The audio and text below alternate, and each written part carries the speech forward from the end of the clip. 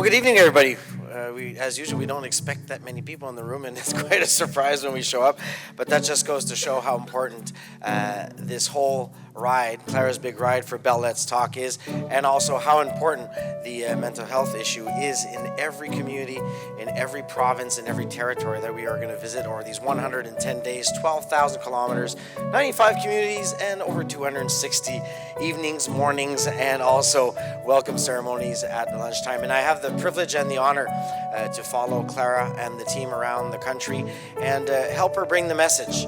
Keep the conversation going, a conversation that started 4 years ago with the Bell Let's Talk initiative. And I'll let her talk a little bit more about what the Bell Let's Talk initiative and Clara's Big Ride is all about. I'd love you to give a very warm welcome. She is a great Canadian, one of our top sporting athletes of all times. She's a great ambassador for Bell Let's Talk. She's a six-time Olympian, six-time medal winner, the only athlete in the world, men and women combined, to ever win multi-medals in Summer and Winter Games, Clara Hughes.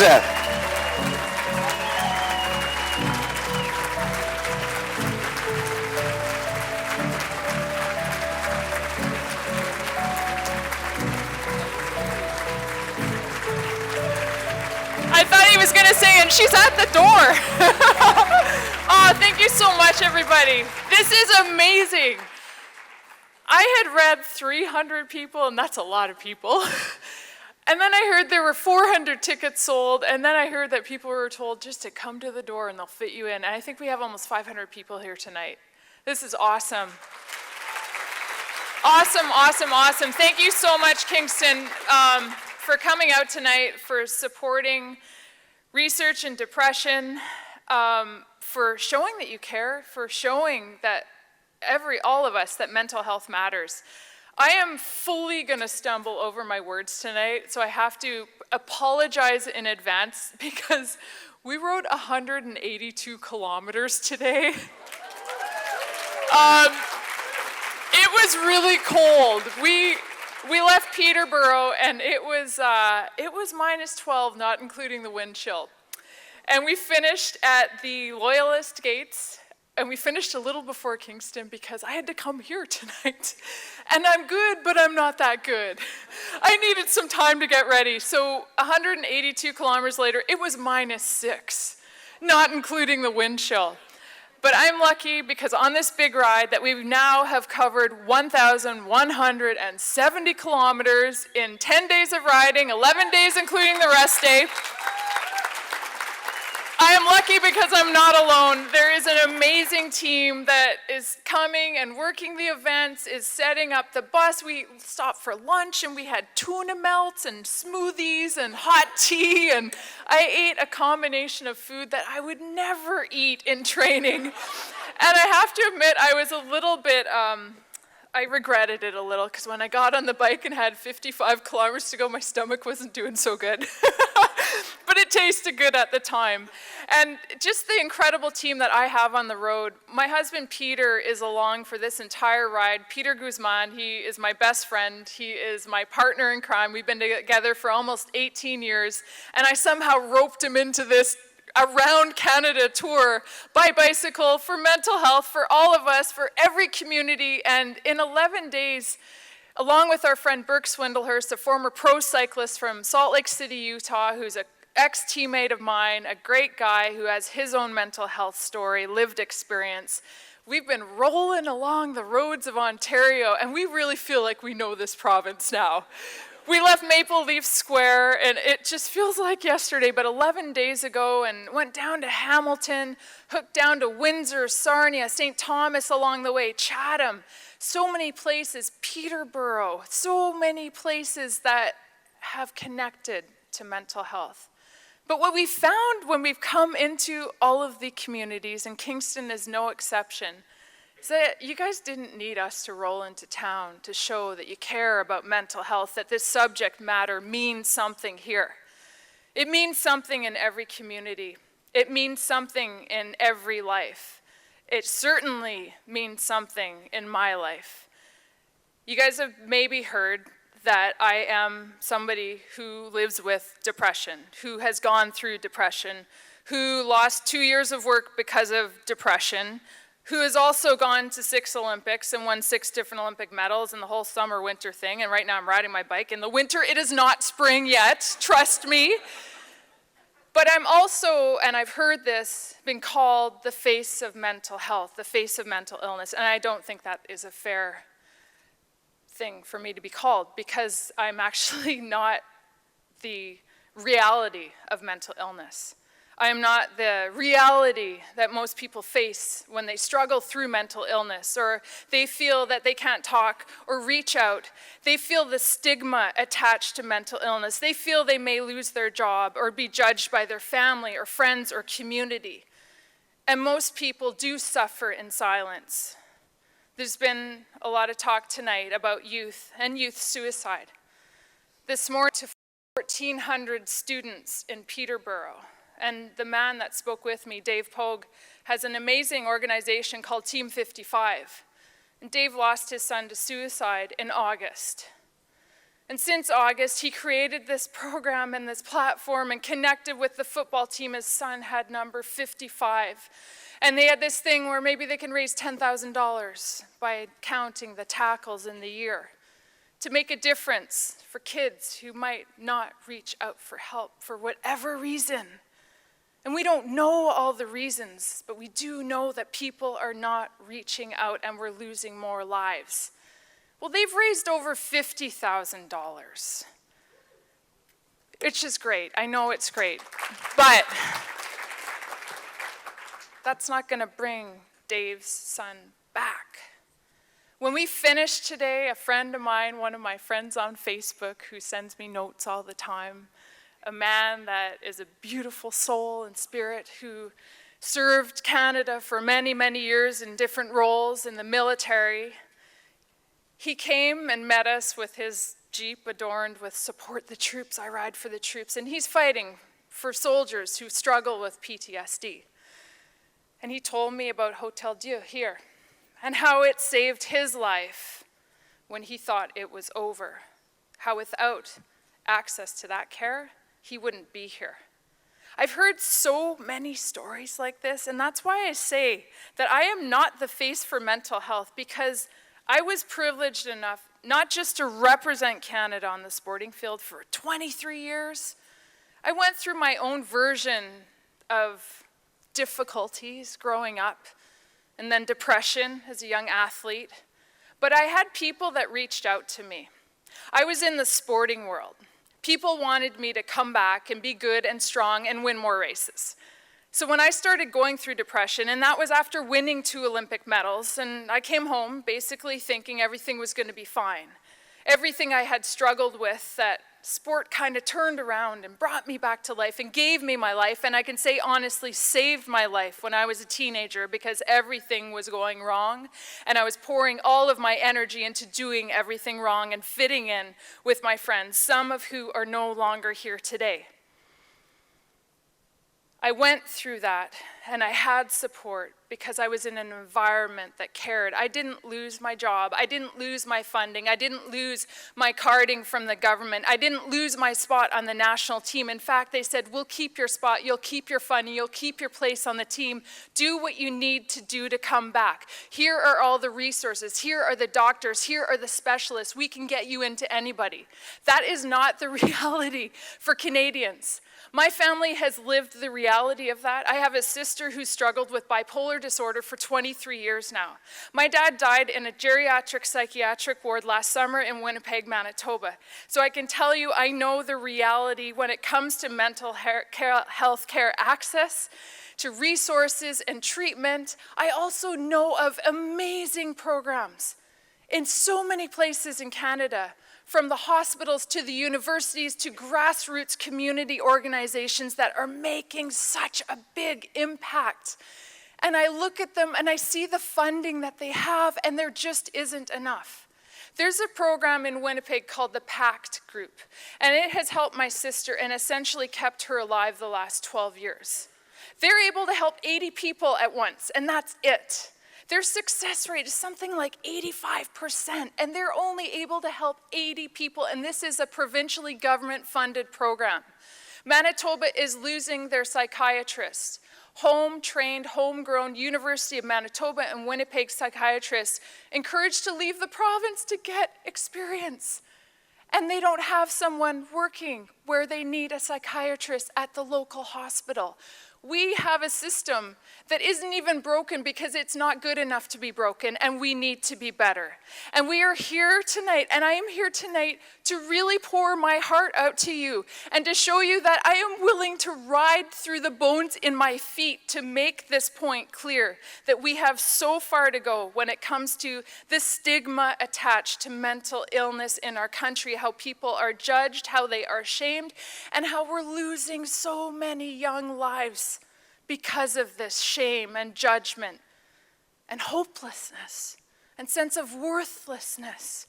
And it needs to stop. And where does it start? I mean, it starts with every single one of us. For me, I am not an educated person. And in fact, my Facebook friend that came to say hi today at the end of our ride in his army jeep adorned with "Support the Troops," he had a book that he wrote. He gave it to me and he said, "Clara, I'm not an educated guy. I only have a high school education. I don't write well, I don't spell well, but I wrote this book because I think it might help people." Well, I told my friend, I've got a grade 12 from Elmwood High School, so we're in the same boat. I know this panel that was here tonight, I was reading all the bios. I don't know where you are in this room, but full respect. We all get our education in different ways, and for me, mine has been on blades, and it has been on wheels, and it has been all around the globe and all around our country. I had that chance to compete. I had that chance to live my dreams and go through the struggle and to share the joy, and then ultimately have the chance of a lifetime when I finally quit to really share something that I think is more meaningful than any Olympic medal. And that was my experience of going through depression. I learned about the Let's Talk campaign on a road show with Bell Canada, who was my Olympic sponsor as an athlete after the Vancouver 2010 Olympics. And I asked to be a part of it. I said, you know what? I might have something that could help this. I might have something that I could share. But I honestly didn't know if anyone would want to listen. I thought maybe I'll say it once and it'll be forgotten. I didn't care what people thought, because nobody had judged me when I went through that depression. We're here 4 years later after this campaign has started, and people are still asking me. I'm kind of sick and tired of talking about myself. Which is why I'm so excited about this ride. And like I said, I have a grade 12 education. All I really know how to do is ride my bike. So after I really quit sport after London, that last time on wheels, I was out on a distance hike with my husband, and I just thought, what next?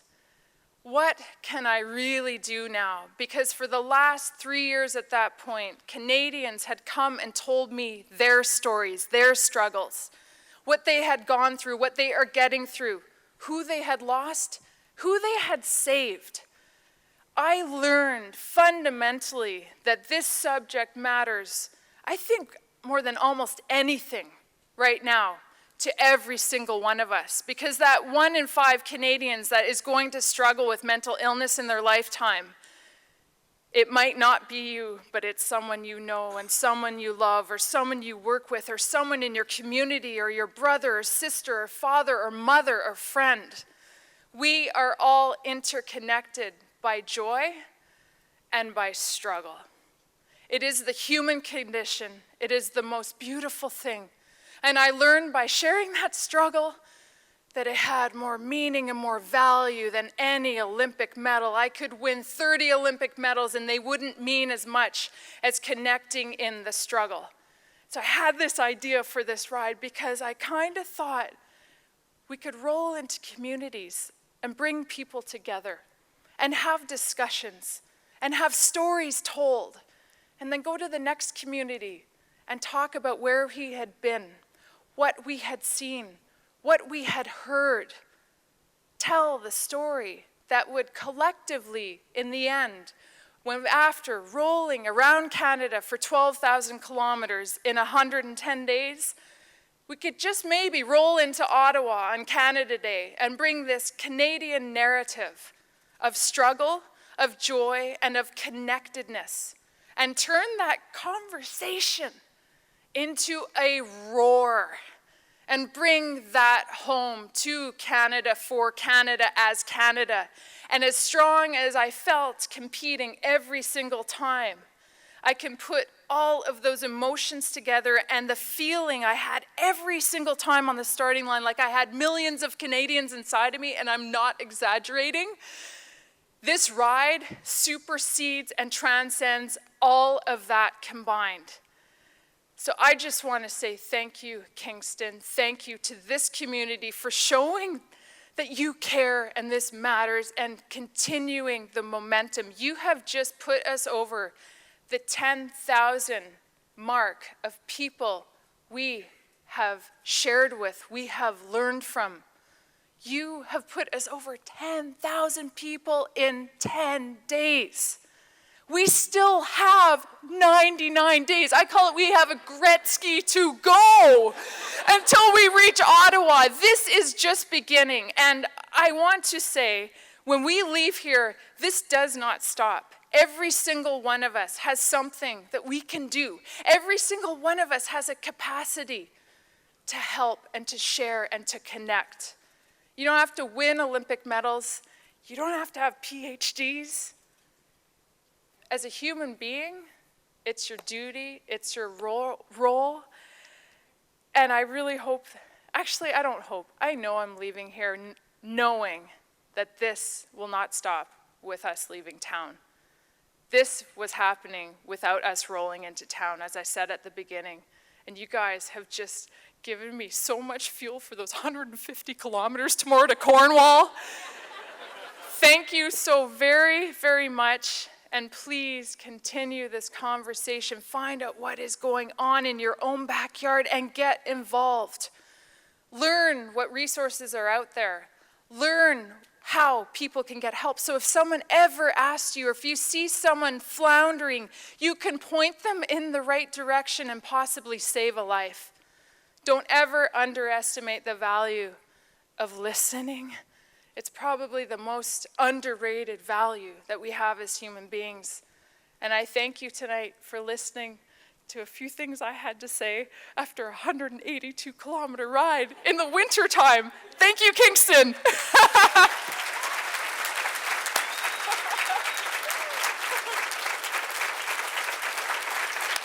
Thank you so much.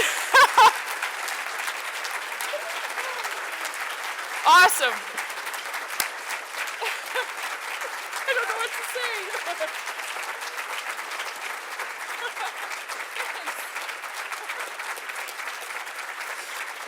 Well, Clara, as you so well mentioned, we're not leaving here, and the legacy must continue. We're not leaving here empty-handed. And one of those tokens of appreciation, and it's a tradition during our stops during these 110 days, 12,000 kilometers. Do I need to keep repeating that to you? No. Just don't talk about how far we have to go. Just say we've gone over 1,000 K already. It sounds really, really good right now. And we leave this official jersey as a memento of not only our passing through here, but the work that has been done.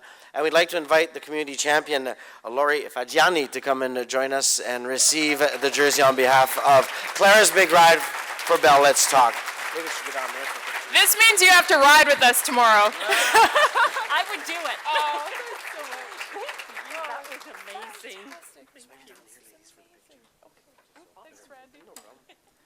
So we don't see it. Teammate. There we go, new teammate. Lori will be doing 150 kilometers towards Cornwall tomorrow. So there it is. That's the jersey. And once again, as Clara said, the work must continue. And you can join your voice to this conversation and keep it rolling by going to bell.ca/Clara's Big Ride. And like the Bell Let's Talk initiatives over the last 4 years, hashtag Instagram, Twitter, I should say, not Twitter. Twitter. I'm getting tired too. Twitter. and also on Facebook. And please start your own initiatives right here in town. And Clara, we also have some gifts, and right now I'd like to call on City Councillor Dorothy Hector to join us, as she has a gift for you for your passing through here in this beautiful area on this very cold day. Well, following that is kind of difficult, so I'm going to keep it simple. And on behalf of the mayor and the city council and all of you, I'm going to present a certificate of appreciation to Clara Hughes in appreciation for the dedicated support shown in raising awareness for depression in youth and mental health issues as a whole in Clara's Big Ride, March 24th, 2014, and it's signed by our mayor. So let's give a big round of thank you to Clara.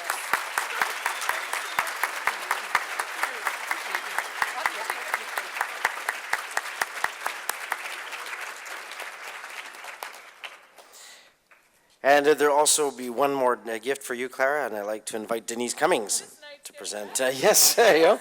Never ends for one last gift.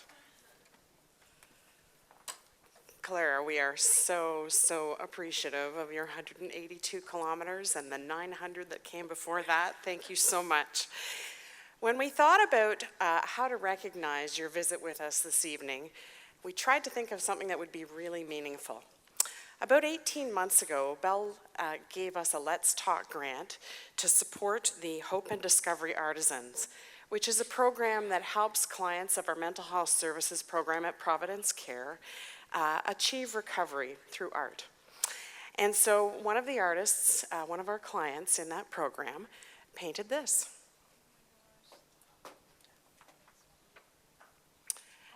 And they chose this as the item to give you. It's a picture of a Canadian landscape, and we hope that it will be a wonderful memento of all the hours you're spending on the road this year.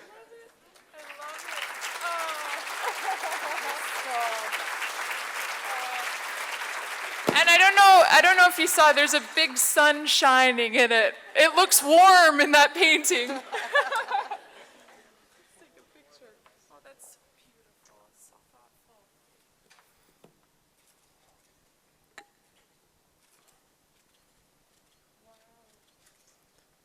Well, thank you very much, our friends from Kingston. And as you can understand, Clara would love to stay here and party with you all night. She's known to be able to finish an evening off. But unfortunately, there's 150. We won't talk about those. So after the 190 of today, there are more to come tomorrow. And the preparation and also getting ready to get some rest is very important. So on behalf of Clara Hughes, Clara's Big Ride, and Bell Let's Talk, we really hope sincerely that tonight we've maybe planted a seed that will grow in this community, continue the work that's been done already, and please join your voice to the conversation. Get behind Clara, go on the website, bell.ca/Clara's Big Ride, and do your part for the funding of your community organizations, anti-stigma campaigns, research, and also building facilities so that nobody, as of today, has to still suffer from the stigma and suffer alone in darkness. Thanks, Clara. Thank you very much, Kingston. And we will be leaving from the school tomorrow morning, and another beautiful day for Clara out on the road. We love you all. Thank you very much. Have a great evening.